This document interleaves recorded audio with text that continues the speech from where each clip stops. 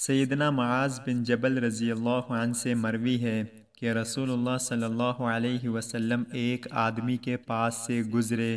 وہ نماز میں تھا اور اپنی دعا میں یہ الفاظ کہہ رہا تھا: اے اللہ، بے شک میں تجھ سے صبر کا سوال کرتا ہوں۔ آپ صلی اللہ علیہ وسلم نے فرمایا: تو نے تو آزمائش کا سوال کیا ہے، تو اللہ تعالیٰ سے عافیت کا سوال کر۔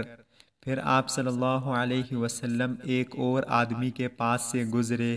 وہ یہ دعا کر رہا تھا: اے اللہ، میں تجھ سے تیری نعمت کی تکمیل کا سوال کرتا ہوں۔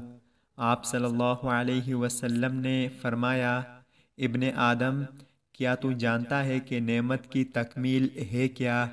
اس نے کہا: اے اللہ کے رسول، میں نے تو صرف خیر کی امید رکھتے ہوئے یہ دعا کی ہے۔ آپ صلی اللہ علیہ وسلم نے فرمایا: بے شک جہنم سے آزادی اور جنت کا داخلہ نعمت کی تکمیل ہے۔ پھر آپ صلی اللہ علیہ وسلم ایک اور آدمی کے پاس آئے اور وہ یہ الفاظ کہہ رہا تھا: یا ذوالجلال والاکرام۔ آپ صلی اللہ علیہ وسلم نے فرمایا: تحقیق تیری دعا قبول کی جا چکی ہے، پس تو سوال کر۔ سیدنا ابو ذر رضی اللہ عنہ سے مروی ہے کہ رسول اللہ صلی اللہ علیہ وسلم نے فرمایا کہ اللہ تعالیٰ فرماتے ہیں: اے میرے بندو، تم سارے گنہگار ہو، مگر جس کو میں عافیت دے دوں، لہٰذا مجھ سے بخشش طلب کیا کرو، میں تمہیں معاف کر دیا کروں گا۔ اور جس نے یہ جان لیا کہ میں یعنی اللہ بخشنے کی قدرت رکھتا ہوں، پھر اس نے مجھ سے میری قدرت کی وجہ سے بخشش کی طلب کی، تو میں اسے بخش دوں گا اور اس سلسلے میں کوئی پرواہ نہیں کروں گا۔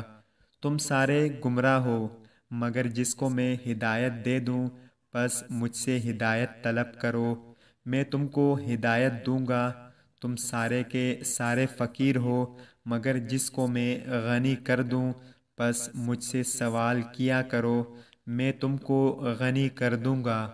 یاد رکھو کہ اگر تمہارے پہلے اور پچھلے، انسان اور جن، چھوٹے اور بڑے، مذکر اور مؤنث، زندہ اور مردہ، اور تر اور خشک، میرے بندوں میں سے بدبخت ترین بندے کے دل کی مانند ہو جائیں، تو میری بادشاہت میں سے تو مچھر کے پر کے برابر بھی کمی نہیں آئے گی۔ اور اگر یہی مخلوق میرے بندوں میں سے سب سے بڑے متقی کے دل کی مانند نیک ہو جائیں، تو میری بادشاہت میں مچھر کے پر کے برابر اضافہ بھی نہیں ہوگا۔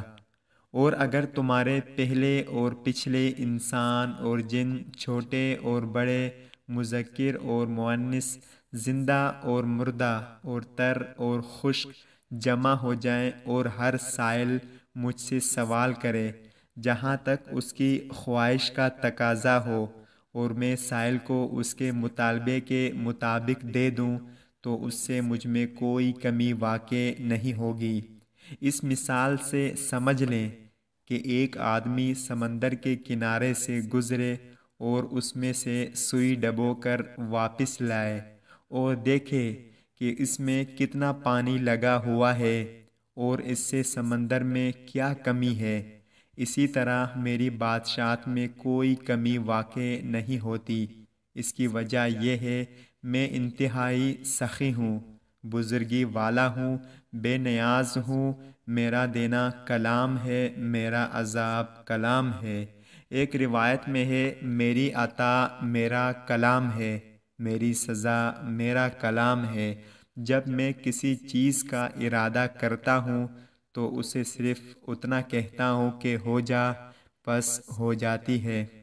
حضرت ابو امامہ باہلی رضی اللہ عنہ سے مروی ہے کہ رسول اللہ صلی اللہ علیہ وسلم نے فرمایا: مجھے 6 چیزوں کی ضمانت دو، میں تمہیں جنت کی ضمانت دیتا ہوں۔